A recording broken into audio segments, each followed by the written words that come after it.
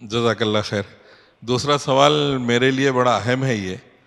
تو میں بھی ماشاءاللہ جو ہے اس طرح سے، یہ جو صاحبزادے ہیں اس طرح سے میرا چہرہ تھا پہلے. تو ایک صاحب مولانا ملے کہ بھائی یہ کس طرح سے رکھ رہی ہے آپ نے، آپ کا جو ہے داڑھی کا سائز جو تھوڑا سا بڑا کرنا ہے. میں بولا ٹھیک ہے بھائی تھوڑا سا میں اور بڑا کروں گا. ایک صاحب سے ملاقات ہوئی، ان سے جب معلوم کرا تو بولے نہیں آپ بالکل اس کو نہ بلیڈ لگا سکتے نہ کچھ. تو مختلف جو ہے علماء سے مجھے کچھ الگ الگ جو ہے اس طرح کے باتیں ملے. تو میں بولا بھائی ٹھیک ہے میں کلین شیوش کر لیتا ہوں. بلکہ ابھی تو میں چاہ رہا ہوں یہ کہ اصل قرآن و سنت کی روشنی کے ذرا دلیل میں آپ جو ہے داڑھی کی کیا اہمیت ہے وہ بتائیے. روشنی ڈالنے کے بعد جی دوسرے سوال کی اجازت نہیں ملے گی. کیوں؟ اس لیے کہ سوال ہم ہے، اس میں تھوڑی تفصیل ہے. بقیہ جتنے سوالات ہیں اس کو آئندہ کے لیے رکھیے. یہ آخری سوال ہے، سب سے آخری سوال ہے. معافی چاہتا ہوں مجھے کیونکہ یہ بہت اہم سوال ہے. سب سے پہلی بات یہ ہے اللہ تعالیٰ آپ کو اس سوال کے اوپر اجر دے، اور آپ کے دل میں اور ہمارے دل میں اگر کوئی بیماری ہے تو اللہ اسے دور فرمائے. کیونکہ شیطان ہر دو راستے سے حملہ کرتا ہے، شبہات کے راستے سے اور شہوات کے راستے سے. یہ بتائیے کہ آپ یہ کھڑکی توڑ کر بھی مسجد میں آ سکتے ہیں، گیٹ سے کیوں آئے؟ اللہ تعالیٰ فرماتا ہے وَاتُوا الْبُيُوتَ مِنْ أَبْوَابِهَا، گھروں میں داخل ہو اس کے دروازے سے. جس طرح گھروں میں اس کے گیٹ سے داخل ہونا ہے، پیچھے پچھواڑے سے نہیں آنا ہے، اسی طریقے سے کُلُّ مَنْ حَبَّ وَدَبَّ فَأَنْتَ اعْتَبَرْتُ عَالِمٌ. ہر آدمی جو ٹوپی اور کرتا پہن لیا، ہر آدمی جو خوشبو لگا لیا، اس کو آپ نے عالم سمجھ لیا. بھئی بندر نچانے سے قلندر ہو نہیں سکتا، تسبیح کھٹکھٹانے سے پیغمبر ہو نہیں سکتا. آپ عالم کس کو مانتے ہیں؟ سند پا لینے سے، کرتا پاجامہ پہننے سے تھوڑی نہ عالم ہوتا ہے. آپ کو میں یہ کہتا ہوں کہ صحابہ کی تعداد مدینے میں کم سے کم 12,000 تھی، میں سنا ہوں، لیکن فتویٰ دینے والے 7 صحابہ تھے. میں آپ سے پوچھتا ہوں کہ حضرت براء بن عازب باپ بھی صحابی بیٹا بھی صحابی کہتے ہیں میں نے 300 بدری صحابہ کو دیکھا. 300 بدری صحابہ جن کو اللہ نے سند دی تھی کہ جو چاہو عمل کرو، میں نے معاف کر دیا.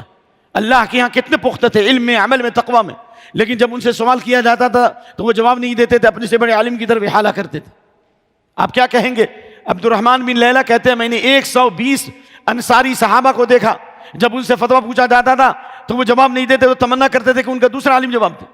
امام مالک رحمۃ اللہ علیہ سے بعد قول میں 48 سوال ہوئے، بعد میں 40 سوال ہوئے، لیکن انہوں نے 36 کا جواب نہیں دیا، 4 کا جواب دیا. اور اس آدمی نے کہا کہ میں اپنے ملک سے سفر کر کے آیا ہوں اور آپ کہہ رہے ہیں کہ مجھے 36 کے جواب نہیں معلوم ہے. تو کہا کہ تم مدینہ کی گلیوں میں اعلان کر دو کہ امام مالک سے میں نے سوال کیا لیکن اس نے جواب نہیں دیا، میں اللہ کے پاس کیا جواب دوں گا؟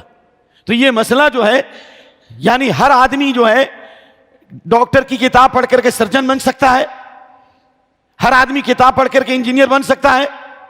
بھئی دین اتنا کمزور تھوڑی نہیں. ایسے بے وقوف نادان لوگ فتویٰ دیں گے.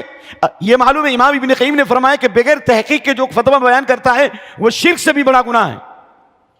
کیونکہ مشرک کو توبہ کی توفیق ہو سکتی ہے، لیکن جو بغیر علم کے مسئلہ بتاتا ہے اللہ نے فرمایا کہ اللہ اس کو ہدایت نہیں دیتا. دلیل فمن اظلم ممن افترى على الله كذبا ليضل الناس بغیر علم.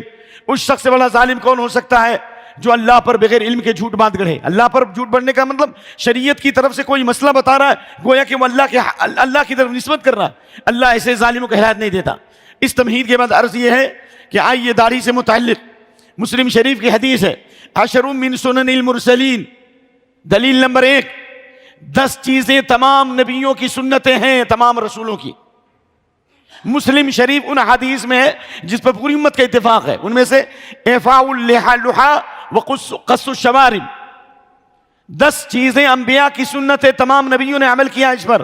نمبر 1، داڑھی بڑھانا اور مونچھ، بولو مونچھ کاٹنا. تو ایک طرف آپ نے داڑھی بڑھانے کا حکم دیا، دوسری طرف مونچھ کاٹنے کا، اور وہ بھی قص الشوارب کا معنی یہ پست کرنا، چھوٹا رکھنا. نمبر 1. نمبر 2، اللہ کے نبی صلی اللہ علیہ وسلم کے پاس ایران کا قاصد آیا. ایران کا قاصد کس کو کہیں گے؟ یعنی اس کو امبیسڈر، صحیح بول رہا ہوں نا، جھوٹ ہو تو اس کا نہ موچ تھا نہ داڑھی، موچ داڑھی دونوں صاف. کہا لیش فعلت ھذا، کیوں ایسا کیے ہو؟ تو کہا کذا امرنی ربی، ہمارے آقا کا اسی طرح حکم ہے. کہا آپ نے میرے رب نے حکم دیا، امرنی ربی ان اعفو اللحى وقص الشوارب، میرے رب نے حکم دیا کہ میں داڑھی کو چھوڑوں اور موچ کو کیا کروں؟ بولو کاٹوں. اب آئیے اس سلسلے میں سائل سے گزارش ہے کہ آپ اللہ سے توفیق مانگیے، اس لیے کہ آسمان سے تارے بھی توڑ کے لائیں گے لیکن اگر اللہ کی توفیق نہ ہو تو انسان عمل نہیں کر سکتا. آپ دعا کریں کہ اللہ حق کا راستہ دکھلائے. اب آئیے حدیث. اس سلسلے میں بخاری مسلم میں 5 حدیثیں ہیں. کتنی حدیثیں ہیں؟ 5 حدیثیں ابو ہریرہ وغیرہ سے, جس کے اندر الفاظ ہیں اعفوا اللحى, داڑھی کو معاف کرو. داڑھی کو کیا کرو؟ معاف کرو.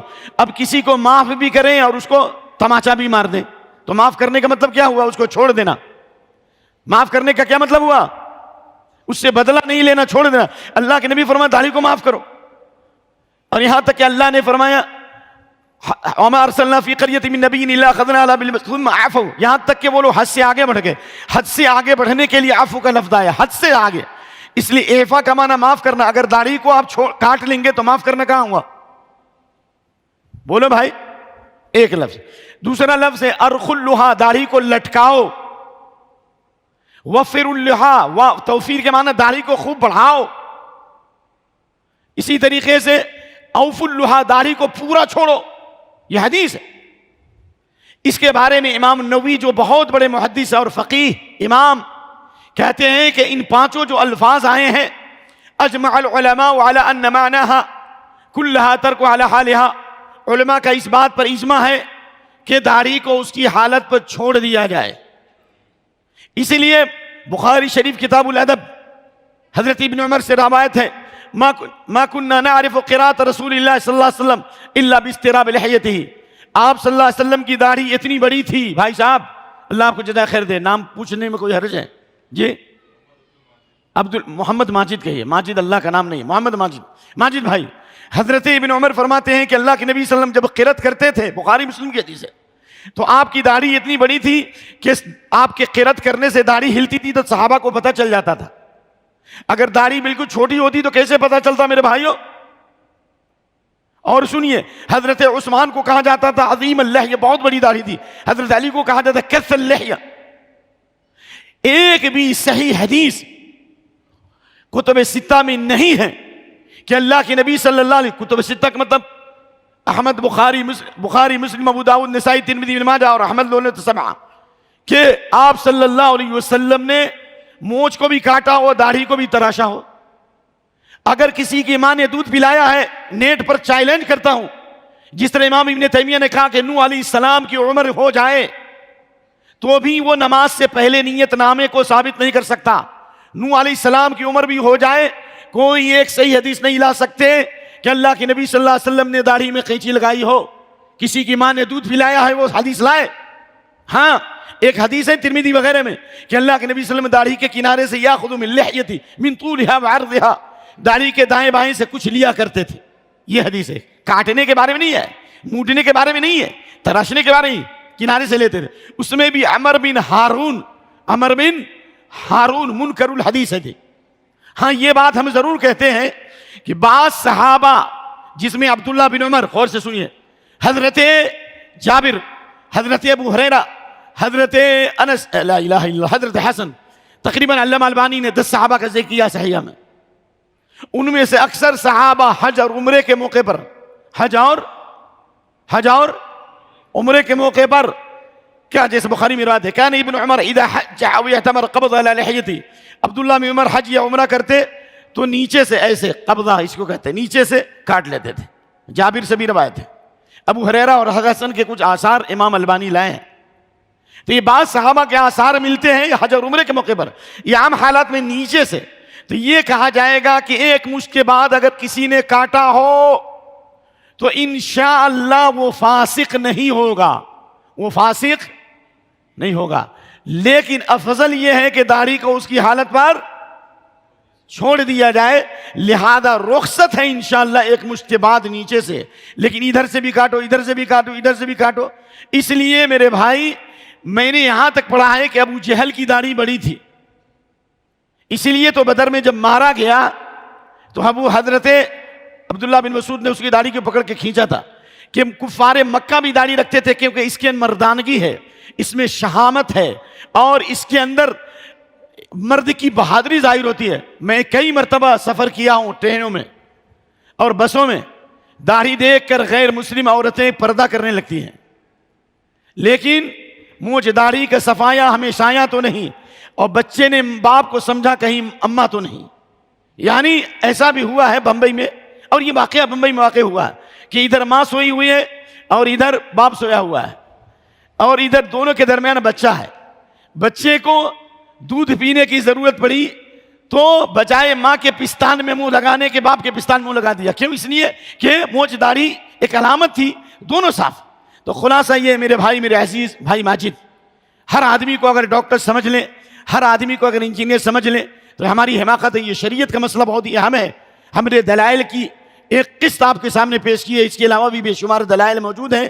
اس لیے میں جو کچھ جواب دیا ہوں اللہ کی توفیق سے اور اخلاص کے جذبے سے سرشار ہو کر, نہ ریاکاری کے لیے, نہ دکھاوے کے لیے, نہ چیلنج کے لیے, اللہ تعالیٰ سے ہم اپنے لیے اور آپ کے لیے بھلائی مانگتے ہیں. آپ جب جاؤ گے تو کون سا چہرہ لے کر رب کے پاس جاؤ گے, کیا کہو گے؟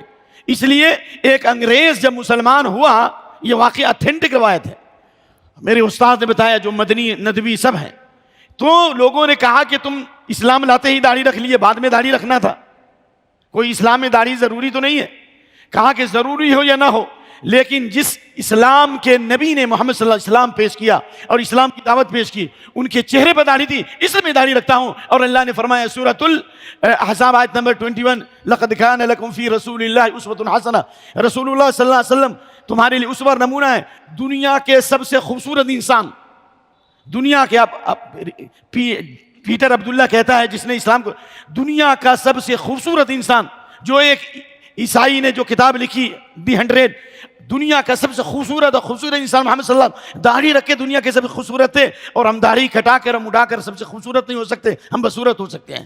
لہذا سنی خوش نصیب کو باغ و بہار ہے, بدبخت بدعتی کو جہنم کی مار ہے. جب قرآن و سنت کی باتیں اور صحابہ کے آثار مل گئے تو انشاءاللہ ہوتے ہوئے مصطفیٰ کی گفتار مت دے کسی کا قول و کردار. اور ہر عالم کو عالم نہیں مانیے, ورنہ آپ کو معلوم ہے کہ وَعَالِمٌ بِعِلْمِهِ لَمْ يَعْمَلْ مُعَذَّبٌ مِّن قَبْلِ عِبَادِ الْوَثَنِ. فرعون حامان سے پہلے عالم کو جہنم میں ڈالا جائے گا, جہنم کی سلگائی جائے گی عالم کے ذریعے سے, وہ بھی تو عالم ہی ہوں گے نا. تو اس لیے ہر عالم کو عالم نہیں مانیے. 1 میٹر کپڑا خریدنے کے 10 دکان میں جاتے ہیں, ایک کار لینے کے لیے آپ کئی دکانوں کا سفر کرتے ہیں. یہ حلال حرام کا مسئلہ ہے, جنت جہنم کا مسئلہ. آپ تحقیق کیجئے کون آدمی جو ہے اسٹیج کا ہیرو ہے اور کون آدمی جو مسائل کے جاننے والا ہے. اکثر جو اسٹیج کے ہیرو ہوتے ہیں وہ مسائل کے زیرو ہوتے ہیں, لکھ لو اس بات کو. اکثر جو اسٹیج کے کیا ہوتے ہیں, ہیرو ہوتے ہیں, بادشاہ ہوتے ہیں. میں کسی کی طرف اشارہ نہیں کرتا, اللہ کی منع چاہتا ہوں. وہ مسائل میں زیرو ہوتے ہیں ہر دور ہر زمانے میں. اس میں کئی روایتیں ہیں کہ آخری زمانے میں تقریر کرنے والے زیادہ ہوں گے, دین کے جاننے والے کم ہوں گے. میرا چیلنج ہے کہ جتنے بڑے بڑے تقریر کرنے والے اسٹیج کے ہیرو لوگ ہیں, آپ ان سے سوال کرو فقہی مسئلے کو, اچانک آپ کو اطمینان بخش جواب نہیں دے پائیں گے, بہت کم. یہ میری پوری زندگی کا تجربہ ہے جو میں نے آپ کے سامنے رکھا ہے.